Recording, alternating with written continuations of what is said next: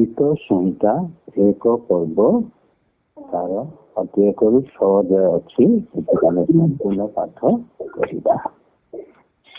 ଏହି ସ୍ଥାନରେ ଲେଖାଯାଇଛି, କେହି ଯେନ ଦୁଷ୍ଟମାନଙ୍କ ମନ୍ତ୍ରଣାରେ ଚଲେ ନାହିଁ ଅବା ପାପୀମାନଙ୍କ ମାର୍ଗରେ ଠିଆ ହୁଏ ନାହିଁ, କିମ୍ବା ନିନ୍ଦକମାନଙ୍କ ସଭାରେ ବସେ ନାହିଁ, ମାତ୍ର ସଦାସର୍ବ ବ୍ୟବସ୍ଥାରେ ଯାହାର ଆମୋଦ ଥାଏ ଓ ଯିଏ ଦିବାରାତ୍ର ତାହାଙ୍କର ବ୍ୟବସ୍ଥା କରେ ସେ ଧନ୍ୟ। କୁହନ୍ତୁ, ଶୁଭା ଯାଉନି? ହ୍ୟାଲୋ। ଯେଉଁ ବୃକ୍ଷ ଜଳସ୍ଥ ନିକଟରେ ରୋପିତ, ଯେ ସୁସମୟରେ ଫଳ ଉତ୍ପନ୍ନ କରେ, ଯାହାର ପତ୍ର ହିଁ ଶୁଭୁନି କିଛି ମଳିନ ହୁଏ, ଏହିପରି ବୃକ୍ଷ ସଦୃଶ ହେବ।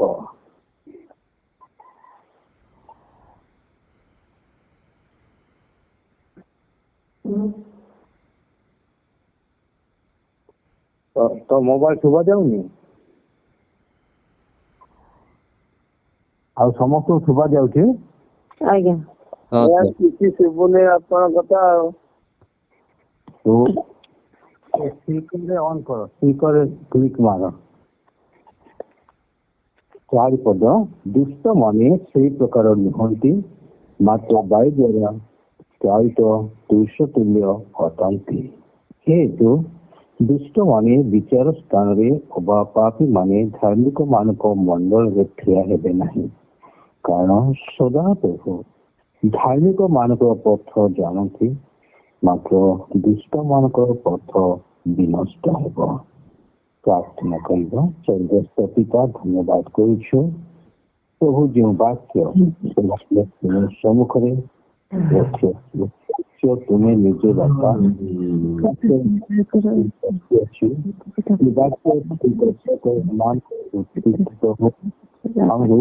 ଉଦ୍ଦୀପିତ କର, ଦୟା କର, ଅନୁଗ୍ରହ କର। ତୁମ এই বাক্য ଅଛି, ଜୀବନ ଅଛି। ଏଣୁ ଆମେ ସେ ବାକ୍ୟ ଯୋଗ ହୃଦୟରେ ସଞ୍ଚୟ କରି 2024 ନବବର୍ଷରେ ବାକ୍ୟରେ ଆମେ ଚାଲିବୁ, ଜିତିବୁ, ସଫଳତା ହେବୁ। এই ସମସ୍ତ ବିଷୟ ସମର୍ପଣ କରି ବାକ୍ୟ ଶୁଣିବା ପାଇଁ ତୁମେ କଥା କୁହ ବୋଲି ଯୀଶୁ ନାମରେ ମାଗୁଅଛୁ। ଆମେନ୍। ନାରାୟଣ ଭାଇ, ଶୁଭା ଯାଉଛି? ଆଜ୍ଞା, ତ କିଛି ସୁବିଧା ନାହିଁ। ଖାଲି ତ କହିଲ ବିଶ୍ୱଙ୍କ ମନ୍ତ୍ରଣାରେ ବସିବନି, ସେତିକି ସୁବିଧା ସୁବିଧା। ଶୁଣ, କ୍ଲିକ୍ କରନ୍ତୁ, ଶୁଭାଯିବ। କଣ ମୋବାଇଲ ଏମିତି ହଉଛି? ଆସନ୍ତା ମାନେ ଯୋଉ ଗୀତ ସଂହିତା, ମୋର ପ୍ରିୟ ମାନେ, ଆଉ ଗୀତ ସଂହିତା ଦେଖିଛୁ, ଟୋଟାଲ ଗୀତ ସଂହିତା 150 ଗୀତ ମଧ୍ୟରୁ। ଆଉ ପ୍ରଥମ ଏଇ ଗୀତ ସଂହିତାରେ ମନୁଷ୍ୟ ବିଷୟରେ ଲିଖିତ ହୋଇଅଛି। ମନୁଷ୍ୟ ବିଷୟରେ ଏଟା ଏ ପର୍ଯ୍ୟନ୍ତ କିଏ ଲେଖିଛନ୍ତି ତାହା ପ୍ରଶ୍ରୟ ନାହିଁ, କିନ୍ତୁ ଅନେକ ଗୀତ 4-5 ଜଣ ଲେଖିଛନ୍ତି। ସେମାନଙ୍କ ମଧ୍ୟରୁ ଦାଉଦଙ୍କର ଲେଖା 63ଟା ଗୀତ ଲେଖିଛନ୍ତି।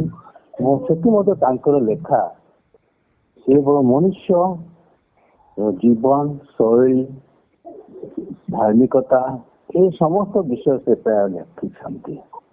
ତେଣୁ ଏହି ସ୍ଥାନରେ ଯଦି ଗୀତ ସଂହିତାରେ କାହାକୁ ନାଁ ମେନସନ କରାଯାଏ ନାହିଁ, ନାମ ଦିଆଯାଏ ନାହିଁ, ତଥାପି ଆମେ ଜାଣିବାକୁ ପଡ଼ିବ ଦାଉଦ ନିଜ ଜୀବନ ବିଷୟ ଅନେକ ସେ ଲେଖନ୍ତି।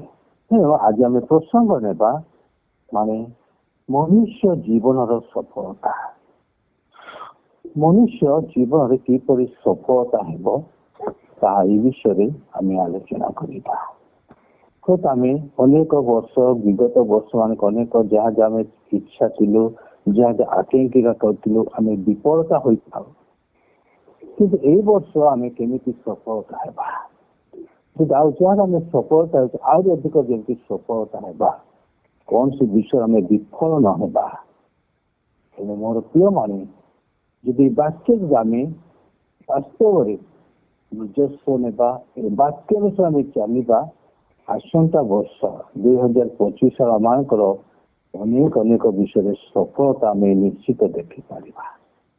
ତେଣୁ ଏ ସ୍ଥାନ ଦେଖାଯାଇଛି ଯେ ଈଶ୍ୱରଙ୍କ ନିକଟବର୍ତ୍ତୀ ହେବା ଦ୍ୱାରା ଆମର ସଫଳତା ଅଛି। ଈଶ୍ୱରଙ୍କ ବାକ୍ୟ ପ୍ରତି ମନୋଯୋଗୀ ହେବା ଦ୍ୱାରା ଆମର ସଫଳତା ଅଛି ଏବଂ ଈଶ୍ୱରଙ୍କ ବାକ୍ୟ ଧ୍ୟାନ କରିବା। ତେଣୁ ମୋର ପ୍ରିୟମାନେ ଏ ସ୍ଥାନରେ ତିନୋଟି ବିଷୟରେ ତିନୋଟି ମନୁଷ୍ୟ ଜୀବନ ବିଷୟରେ ଲେଖାଯାଇଛି। ପ୍ରଥମ ଆମେ ଦେଖିବାକୁ ଦୁଷ୍ଟ ମାନଙ୍କର ଏବଂ ଦ୍ୱିତୀୟରେ ଆମେ ଲେଖାଇଛି ଦୁଷ୍ଟତା ଜୀବନ ଏବଂ ପାପୀ ମାନଙ୍କର ଜୀବନ ଏବଂ ଆମେ ନିନ୍ଦକ ମାନଙ୍କର ଜୀବନ ଦେଖିପାରୁଛୁ।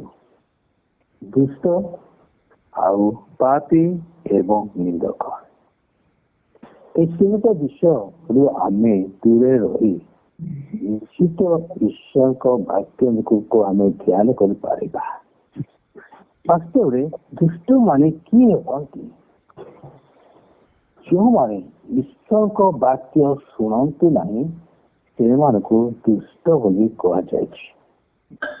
ଖାଲି ଏଟା ମାନେ ପ୍ରଭୁଙ୍କ ଲୋକମାନେ ଈଶ୍ୱରଙ୍କ ବାକ୍ୟ ନ ଶୁଣିବା ଗୋଟେ ଦୁଷ୍ଟତା।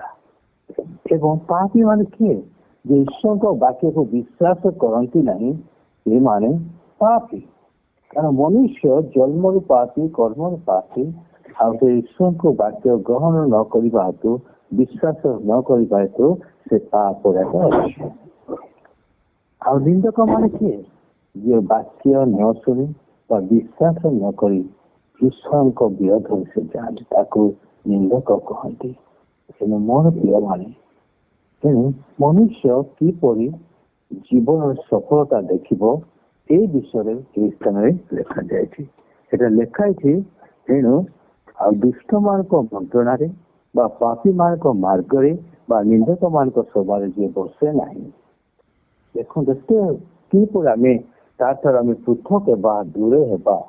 କାହିଁ ଦୁଷ୍ଟମାନଙ୍କ ମନ୍ତ୍ରଣାରେ ଯିଏ ବାକ୍ୟ ନ ଶୁଣି ଦୂରେ ରୁହେ ସେମାନଙ୍କ ମନ୍ତ୍ରଣାରେ ବା ପାପୀ ମାନଙ୍କ ମାର୍ଗରେ ଯିଏ ନିଜକୁ ସଦାବେଳେ ଖାଲି ପାପୀ ପାପୀ କହୁଥିବ କିନ୍ତୁ ଈଶ୍ୱରଙ୍କ ବାକ୍ୟକୁ ବିଶ୍ୱାସ କରୁନଥିବ।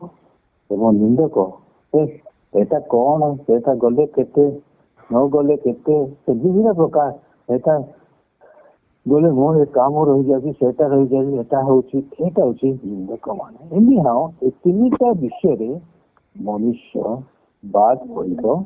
ମାତ୍ର ଦୁଇ ପଦ ଆମେ ଦେଖିବୁ। ସଦାତ୍ମକ ବ୍ୟବସ୍ଥାରେ ଯାହାର ଆମୋଦ ଥାଏ, ସଦାତ୍ମକ ବ୍ୟବସ୍ଥା ବାକ୍ୟରେ ଯାହାର ଆମୋଦ ଥାଏ ଏବଂ ଯିଏ ଦିବାରାତ୍ର ତାହାଙ୍କ ବ୍ୟବସ୍ଥା ଧ୍ୟାନ କରେ ସେ ଧନ୍ୟ। ଧନ୍ୟ ଅର୍ଥ ଆଶୀର୍ବାଦ, ଧନ୍ୟ ଅର୍ଥ ବ୍ଲେସେଡ୍। ଇଂଲିଶରେ ଲେଖାଯାଇଛି ଆଶୀର୍ବାଦ, ବ୍ଲେସେଡ୍। ମୋର ପ୍ରିୟମାନେ, ଧନ୍ୟ କିଏ? ଈଶ୍ୱରଙ୍କ ବାକ୍ୟ ଲେଖାଛି ଧନ୍ୟ ଯାହାର ପାପ ଆଚ୍ଛାଦିତ ଅଛି, ଯାହାର ଅଧର୍ମ କ୍ଷମା ଅଛି, ସେ ହିଁ ଧନ୍ୟ ଲେଖାଇଛି ଗୀତ ସଂହିତା 32:1। ମୋର ପ୍ରିୟମାନେ, ଧନ୍ୟ କାହାକୁ କୁହାଯାଏ? ପ୍ରଥମ ଧନ୍ୟ, ପ୍ରଥମ ଆଶୀର୍ବାଦ ହେଉଛି ପାପ ପରିତ୍ରାଣ ପାଇବା। ପଢନ୍ତୁ ଗୀତ ସଂହିତା 32:1 ପଦ ଗୋଟେ ପଢନ୍ତୁ।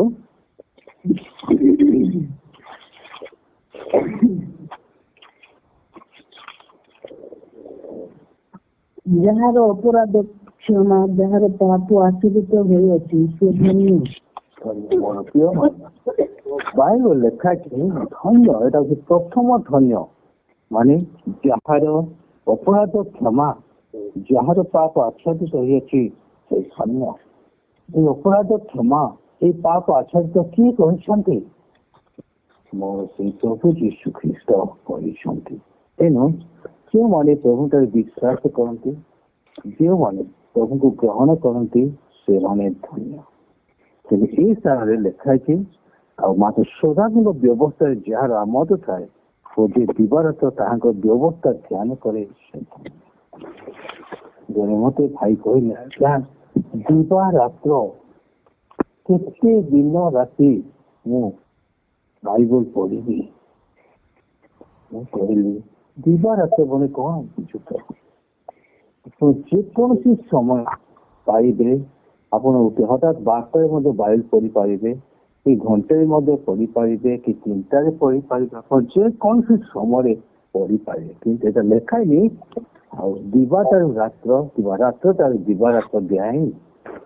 କାରଣ ପ୍ରଭୁ ଅନେକ ଲେଖା ହେଇଛି, ଅନେକ ଦିବା ମାନେ ଦିବସ ଠାରୁ ରାତ୍ର ମାନେ ଖାଇବା ନାହିଁ, ପିଇବା ନାହିଁ, ଗାଧୋଇବା ନାହିଁ, କୁଆଡେ ଯିବାନି, ଏ କଥା ଏଟା ଲେଖା ହେଇନି। ଅନେକ ଲୋକଙ୍କ ଚିନ୍ତାଧାରା ଦିବା ରାତ୍ର ଅର୍ଥ ମୋର ପ୍ରିୟ ଆପଣ ଯୋଉ ସମୟରେ ମଧ୍ୟ ଆପଣ ଯେ ସମୟ କାଢି ପାରି ପ୍ରଭୁଙ୍କୁ ବାକ୍ୟ ଧ୍ୟାନ କରିପାରିବେ, ପଢିପାରିବେ। କାରଣ ହଉଛି ଦିବା ରାତ୍ର ଏବଂ ଈଶ୍ୱରଙ୍କ ବାକ୍ୟ ପାକୁଳି କରି ଆପଣ ଯାଉ ଯାଉ ଈଶ୍ୱରଙ୍କ ବାକ୍ୟକୁ ଧ୍ୟାନ କରିପାରିବେ। ଆଜି ବାକ୍ୟ କଣ ପଢା ହେଇଛି, କଣ ହେଲା, ଯଦି ସେ ବାକ୍ୟ ଚିନ୍ତା କରିବେ ଆପଣ ହୃଦୟ ନିର୍ମଳ ହୋଇଥିବ। ବାକ୍ୟ ଚିନ୍ତା କରିବେ ଆପଣ ହୃଦୟ ଅତି ସରଳ ଚିତ୍ତ ହୋଇଥିବ, ଅତି ଆନନ୍ଦିତ, ପବିତ୍ରତା ଅଟୋମେଟିକ ସେଟା ହୋଇଥିବ। ଏହା ହଉଛି ଦିବାରାତ୍ର। କାଲି ବାଇବେଲ ପଢି ଆପଣ ଯାହା ଶୁଣିଅଛୁ ତାହା ଧ୍ୟାନ କରିବା ଅତି ଜରୁରୀ ଅଟେ। ଯଦି ଆମେ ଏ ଧ୍ୟାନ ନ କରିବା ଆମେ ବିଭିନ୍ନ ପ୍ରକାର ସାଂସାରିକ ଜାଗତିକ ଚିନ୍ତା ଆମକୁ ସଦାବେଳେ ମାରି ଆସୁଥିବ। ମୋର ପ୍ରିୟ ମାନେ ସ୍ଥାନ ଲେଖା ଅଛି ଆଉ ଯେ ତାଙ୍କର ବ୍ୟବସ୍ଥା ଧ୍ୟାନ କରି ଶେଷ କରିବ। କିନ୍ତୁ ଧନ୍ୟ ତାର ଏକ୍ସାମ୍ପଲ ଦିଆଯାଇଛି ଯେଉଁ ବୃକ୍ଷ ଜଳସ୍ରୋତ ନିକଟରେ ରୋପିତ, ମାନେ ନଦୀ କୂଳରେ ଜଳ ନିକଟରେ ରୋପିତ ବୃକ୍ଷର ସଦୃଶ୍ୟ ହେବ। ସେଟା ଆମେ ବାହ୍ୟରେ ଆମେ ଦେଖିପାରିବା। ଜଳସ୍ରୋତ ନିକଟରେ ଗଛର ଚେହେରା ଅଧିକ ବହୁତ ସବୁଜ ପତ୍ରରେ ପରିପୂର୍ଣ୍ଣ ହୋଇଥିବ, ଅତି ସୁନ୍ଦର, ଦେଖିବାରେ ଆକର୍ଷଣ, ମନୋରଞ୍ଜନ ହୋଇଥିବ। ଠିକ ସେହିପରି ଆଉ ସେଇ ମନୁଷ୍ୟଙ୍କର ମୁଖ କେବେ ମଳିନ ହେବ ନାହିଁ। ସେ ନିଶ୍ଚିତ ଆହ୍ଲାଦିତ, ଆନନ୍ଦିତ ତାଙ୍କ ମୁଖ ପ୍ରସନ୍ନ ହୋଇଥିବ। ତେଣୁ ମୋର ପ୍ରିୟ ମାନେ ଯେ ସୁସମୟରେ ଫଳ ଉତ୍ପନ୍ନ କରେ, ଯାହାର ପତ୍ର ହିଁ ମଳିନ ହୁଏ ନାହିଁ, ଏହିପରି ବୃକ୍ଷ ସଦୃଶ ହେବ। ହାଲେଲୁୟା। ମୋର ପ୍ରିୟ ମାନେ ସୁସମୟରେ ଫଳ ଉତ୍ପନ୍ନ କରିବେ। ଯଥା ସମୟରେ, ସୁସମୟ ମାନେ ଯଥା ସମୟରେ ଆମ ଇଚ୍ଛା ଅନୁସାରେ, ପ୍ରଭୁଙ୍କ ଇଚ୍ଛା ଅନୁସାରେ ପ୍ରଭୁ ଜାଣନ୍ତି କେତେବେଳେ ଆମକୁ କଣ ଦେବେ, କେତେବେଳେ କଣ ଆମକୁ ଫଳ ଦେବେ ତାହା ଆମେ ଜାଣିନୁ। କିନ୍ତୁ ପ୍ରଭୁ ତାହା ଆମକୁ ଠିକ ସମୟରେ ନିର୍ଦ୍ଧାରିତ କରି ସମସ୍ତ ବିଷୟରେ ସେ ଆମକୁ ସଫଳ କରିବେ ଏବଂ କେବେ ହିଁ ଆମର ମୁଖ ମଳିନ ହେବ ନାହିଁ। ଏହିପରି ବୃକ୍ଷ ସଦୃଶ, ଏହିପରି ଗଛ ସଦୃଶ ବୋଲି ଲେଖାଯାଇଛି। ତେଣୁ ମୋର ପ୍ରିୟ ମାନେ ପୁଣି ସେ ଯାହା କରେ ତାହା ସଫଳ ହେବ। ଏହା ଯଦି ଗୁରୁତ୍ୱପୂର୍ଣ୍ଣ ବିଷୟ। ପ୍ରଭୁଙ୍କ ଲୋକମାନେ ଯାହା ପ୍ରାର୍ଥନା କରିବେ, ଯାହା ଇଚ୍ଛା କରିବେ, ଆଉ ଯେତେବେଳେ ଆମେ ଈଶ୍ୱରଙ୍କ ବାକ୍ୟ ଧ୍ୟାନ ଥିବା, ଈଶ୍ୱରଙ୍କ ବାକ୍ୟ ଆମେ ପାକୁଳି କରୁଥିବା ଧ୍ୟାନରେ ଥିବା, ସେମାନେ କେବେ ଅନ୍ୟ ବିଷୟ ଚିନ୍ତା କରନ୍ତି, ମାନେ ଯଥାର୍ଥ ବିଷୟ ଚିନ୍ତା କରି ଭାବି ପ୍ରାର୍ଥନା କରିଥାଏ। ତେଣୁ ସେ ସମୟରେ ଯାହା ସେ ଇଚ୍ଛା କରେ ତାହା ସଫଳ ହେବ। ହାଲେଲୁୟା। ଏ ସ୍ଥାନରେ ସଫଳତା ଆମେ ଦେଖିପାରୁଛୁ ଯେଉଁମାନେ ବାକ୍ୟକୁ ଧ୍ୟାନ କରିବେ ଆଉ ଯେଉଁମାନେ ଯୋଉ ସମୟରେ ପ୍ରଭୁଙ୍କ ନିକଟବର୍ତ୍ତୀ ରହିଥାନ୍ତି ସେମାନଙ୍କ ପ୍ରଭୁ ଏହିପରି ସଫଳ କରିଥାନ୍ତି। ତେଣୁ ମୋର ପ୍ରିୟ ମାନେ ଏହି ସ୍ଥାନ ଆମେ ଦେଖିପାରୁଛୁ ଦୁଇଟା ବିଷୟ, କିନ୍ତୁ ଦୁଷ୍ଟ ମାନେ ସେ ପ୍ରକାର ନୁହନ୍ତି ବୋଲି ପୁରା କାହିଁ ଲୋକେ ଜାଣିବେ ନାହିଁ ବୋଲି ଏହି ସ୍ଥାନରେ ଲେଖା ହେଲା। ଦୁଷ୍ଟ ମାନେ ସେଇ ପ୍ରକାର ନୁହନ୍ତି। ଦୁଷ୍ଟ ମାନଙ୍କର କାର୍ଯ୍ୟ କଣ?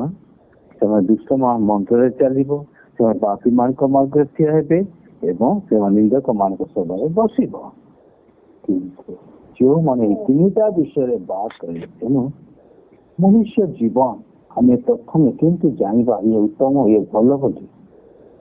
ଯଦି ନୂଆ ଲୋକଙ୍କୁ ଆମେ ଦେଖୁ ଆମେ କେମିତି ଜାଣିଥାଉ ଇଏ ଭଲ ଲୋକ ବୋଲି? ଆମେ କେମିତି ଜାଣିବା, କେମିତି ଆମେ ଚିହ୍ନିବା? ମୋର ପ୍ରିୟ ମାନେ ବାସ୍ତବରେ ଗୋଟେ ପଦରେ ଅଛି ଆମମାନଙ୍କର ଚାଳିଚଳନ, ଆମଙ୍କର ସ୍ୱଭାବ। ସେମାନେ ପ୍ରଭୁ ଆମ ହୃଦୟରେ ଅଛନ୍ତି, ଈଶ୍ୱରଙ୍କ ବାକ୍ୟ ଆମ ହୃଦୟରେ ଅଛି। ଆମର ବ୍ୟବହାର ଚାଳିଚଳନରେ ଅନ୍ୟମାନଙ୍କୁ ପ୍ରକାଶ ହେଇଯିବ ଯେ ଇଏ ଉତ୍ତମ ମନୁଷ୍ୟ, ଇଏ ଭଲ ମନୁଷ୍ୟ, ତାଙ୍କ କଥାବାର୍ତ୍ତା ଅଲଗା। ତେଣୁ ମୋର ପ୍ରିୟମାନେ ନିହାତି ଆମର ସ୍ୱଭାବ ଆମର ଚାରିଜଣ ଦେଖି ଲୋକମାନେ ଜାଣିବେ ଏଇ ଲୋକମାନେ ପ୍ରଭୁଙ୍କ ଲୋକମାନେ। ଏହା ହଉଛି ଅନେକ ବିଷୟ এই ଜଗତରେ ଆମେ ପ୍ରକାଶ କରିବା ଅତି ଜରୁରୀ ଅଟେ। ଯଦି ଆମେ ନିନ୍ଦା କରୁଥିବା ଲୋକଙ୍କୁ, ଆମେ ଦୁଷ୍ଟମାନଙ୍କ ମଧ୍ୟରେ ଚାଲୁଥିବା କିମ୍ବା ଆମେ ପାପୀମାନଙ୍କ ମଧ୍ୟରେ ଠିଆ ହେଉଥିବା, ନିଶ୍ଚିତ ଆମମାନେ ସେଇ ଯଦି ଆମେ ପାପୀମାନଙ୍କ ମାର୍ଗରେ ଠିଆ ହେଉଥିବା ସେମାନଙ୍କୁ ଆମେ ଚିହ୍ନିବାର ଅଛି। ଯେଉଁମାନେ ବାକ୍ୟ ଶୁଣୁନାହାନ୍ତି ଦୁଷ୍ଟମାନଙ୍କ ନିକଟରେ ସେମାନଙ୍କୁ ଆମେ ଚିହ୍ନିବାର ଅଛି। ଯଦି ଆମେ ଚିହ୍ନି ପାରିବା ନାହିଁ, ଆମେ ସେମାନଙ୍କ ମଧ୍ୟରେ ଠିଆ ହେବାର ଅନାବଶ୍ୟକ ଆବଶ୍ୟକ ନାହିଁ। ତେଣୁ ମୋର ପ୍ରିୟମାନେ, এই দুইটা ମନୁଷ୍ୟ ବିଷୟରେ ମଧ୍ୟ ଲେଖା ହେଇଛି, ଦୁଷ୍ଟମାନଙ୍କ ଜୀବନ ଏବଂ ଧାର୍ମିକ ମାନଙ୍କର ଜୀବନ। ଦୁଷ୍ଟମାନଙ୍କ ଜୀବନ ବିନାଶ, ଧାର୍ମିକ ମାନଙ୍କ ଜୀବନ ସୁଫଳ। এই ସ୍ଥାନରେ ଅତି ପ୍ରାଞ୍ଜଳ ଲେଖା ଅଛି, ମାତ୍ର ବାୟୁ ଦ୍ୱାରା ଚାଳିତ ପୁରୁଷ ତୁଲ୍ୟ ଅଛନ୍ତି ଦୁଷ୍ଟମାନେ। ଦୁଷ୍ଟମାନଙ୍କ ଜୀବନ ଆମେ ସମ୍ମୁଖରେ ଆମେ ଦେଖି ବାୟୁ ଦ୍ୱାରା ପୁରୁଷ ତୁଲ୍ୟ ଅଛନ୍ତି। ବାୟୁ ଦ୍ୱାରା ଯୋଉ ବାୟୁ ଆସିଲେ ତାହା କୁଆଡେ ଉଡ଼େଇ ନେବେ ଆମେ ତାହା ଦେଖିବା ନାହିଁ।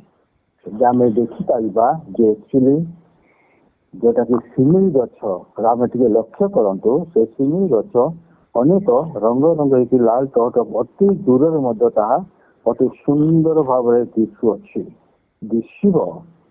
କିନ୍ତୁ ତା ସପ୍ତାହ ଭିତରେ ଆପଣ ଦେଖିବେ ସେ ସବୁ ଲାଲ ଟହଟ ରଙ୍ଗ ସବୁ ସେ କପା ତୁଳା ଆଉ ସେଠି ସ୍ଥାନ ନଥିବ, ଉଡ଼ି ଯାଇଥିବ, ସେଟା ତାଙ୍କର କଙ୍କାଳ ଭଳି ଦିଶୁଥିବେ। କି ଦୁଷ୍ଟ ମାନଙ୍କୁ ସେଇଠାରେ ତୁଳନା କରାଯାଇଛି। ଦୁଷ୍ଟମାନେ ସେଇ ପ୍ରକାର ହେବେ। ସେମାନେ ଅନେକ ସେମାନଙ୍କ ଜୀବନ ଦୁଷ୍ଟତାରେ ପୁରି ଉଠିବେ, କିନ୍ତୁ ସେମାନେ ପତିତ ହେବେ। ସେଥିପାଇଁ ସେମାନଙ୍କୁ ବାୟୁ ଦ୍ୱାରା ପୁରୁଷ ତୁଲ୍ୟ ଅଟନ୍ତି ବୋଲି ଲେଖା ହେଇଛି।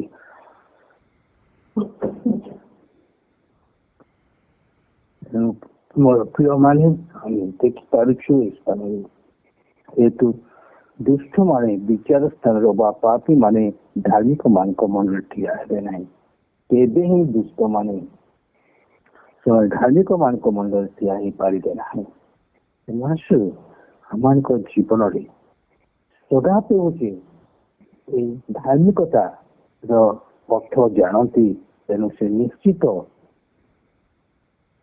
ଆମମାନଙ୍କ ସଫଳତା ଦେବେ। କାରଣ ଧାର୍ମିକ ମାନଙ୍କ ପଥରେ ପ୍ରଭୁ ସଦା ସର୍ବଦା ଅଛନ୍ତି। ଧାର୍ମିକ ଆମେ କେମିତି ଅଛୁ? ସେଥିରେ ଆମେ ଈଶ୍ୱରଙ୍କ ବାକ୍ୟ ଧ୍ୟାନ କରିବା, ଈଶ୍ୱରଙ୍କ ବାକ୍ୟ ଶୁଣିବା, ନିଜସ୍ୱ କରିବା। ତେବେ ଆମେ ନିଶ୍ଚିତ ଅଟୋମେଟିକ ଆମଙ୍କ ଧାର୍ମିକ ଜୀବନ ଯାପନ ଆସିବ। ଧ୍ୟାନ। ତେଣୁ ମୋର ପ୍ରିୟମାନେ, ଆମେ ଦେଖିପାରୁଛୁ ପ୍ରଭୁ ଆମେ ସଫଳତାର ଚାବିକାଠି ଦେଇଛନ୍ତି। ନିଜେ ପ୍ରଭୁ ପ୍ରତିଜ୍ଞା କରିଛନ୍ତି ଯେ ଯେତେବେଳେ ଆମେ ସଦାପୁରଠାରେ ଅଛୁ, ସଦାପୁର ଆମମାନଙ୍କ ଠାରେ ଅଛନ୍ତି, ଆଉ କୌଣସି ଚିନ୍ତା କରିବ ନାହିଁ। ଅଭାବ ପରି ଆସିବ କିନ୍ତୁ ଆମେ ଅଭାବ ହେବା ନାହିଁ। ଦୁଃଖ ପରି ଆସିବ କିନ୍ତୁ ଆମେ ଦୁଃଖରେ এই ସମସ୍ତ ଆମେ ବିଜୟ ହେବେ, ଆନନ୍ଦରେ ପୂର୍ଣ୍ଣତା କରିବେ। ଏଣୁ ପ୍ରଭୁ ପ୍ରତିଜ୍ଞା କରିଛନ୍ତି ଯେ ଯେଉଁମାନେ ତାହାଙ୍କ ବ୍ୟବସ୍ଥା ଧ୍ୟାନ କରେ ସେ ଧନ୍ୟ। ତାର ପ୍ରତିକ୍ରିୟା ଆମେ ଦେଖିପାରୁଛୁ ଗୀତ ସଂହିତା 23:6 ପଦରେ। ଖୋଲନ୍ତୁ ଗୀତ ସଂହିତା 23:6 ପଦ ଟିକେ ପଢନ୍ତୁ।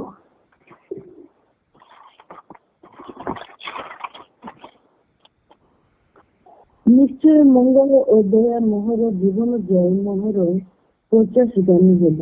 ପୁଣି ମୁଁ ସର୍ବଦା ସଦାପ୍ରଭୁଙ୍କ ଗୃହରେ ବାସ ମୋର ପ୍ରିୟମାନେ, ଯେଉଁ ଜନ ଈଶ୍ୱରଙ୍କଠାରେ ଧ୍ୟାନ କରନ୍ତି, ବାକ୍ୟରେ ଧ୍ୟାନ ରୁହନ୍ତି, ସେଇମାନଙ୍କୁ ସଦା ପ୍ରଭୁ ପ୍ରତିଜ୍ଞା କରିଛନ୍ତି।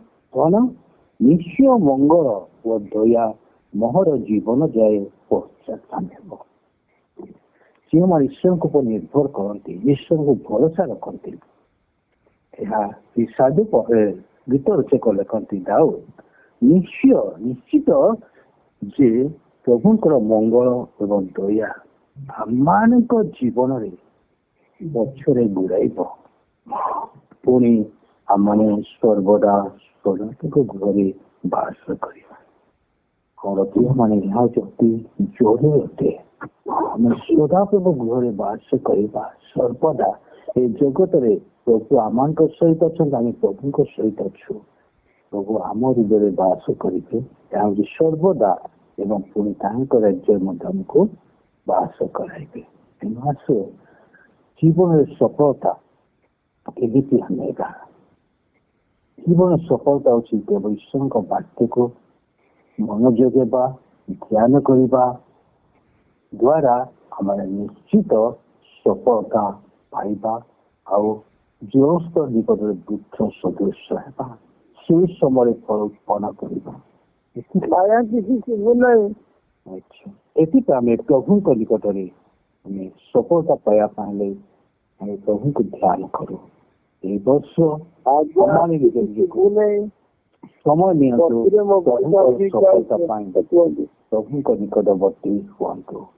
ପ୍ରଭୁ ନିଶ୍ଚିତ ଜୀବନ ଯାଏ ପଛରେ ଆମକୁ ଘୁରାଇବ, ମଙ୍ଗଳ ଓ ଦୟା ଆମଙ୍କ ପଛରେ ଘୁରାଇବ। ଆସନ୍ତା ବର୍ଷ ଆମେ ସଫଳତା ଦେଖିବା। ପ୍ରଥମେ ସଫଳତା ପାଇଁ ଆମେ ପ୍ରଥମେ ଈଶ୍ୱରଙ୍କ ଠାରେ ବିଶ୍ୱାସ କରିବା, ଦ୍ୱିତୀୟରେ ଆମେ ଭରସା ରଖିବା, ତୃତୀୟରେ ଆମେ ପ୍ରଭୁଙ୍କ ଠାରେ ଆମେ ଆନନ୍ଦ କରିବା। ଏତିକି ଈଶ୍ୱରଙ୍କ ବାକ୍ୟ ଧ୍ୟାନ କରିବା। ଏଇ ଚାରିଟା ବିଷୟ ଆମ ଜୀବନରେ ଆମେ ସଜାଇବା, ଆମେ ନିଶ୍ଚିତ ମୋବାଇଲ ଧରିକି ଭରସା, ଆନନ୍ଦ ଏବଂ ହ୍ୟାଲୋ ମୋବାଇଲ ଧରି କୁହନ୍ତୁ ଆଜ୍ଞା। ଛୋଟ ବାକ୍ୟରୁ ଆଶୀର୍ବାଦ କରନ୍ତୁ। ସେଇ ବାକ୍ୟ ନିମନ୍ତେ ଆଜି ରମେଶ ଅଛନ୍ତି।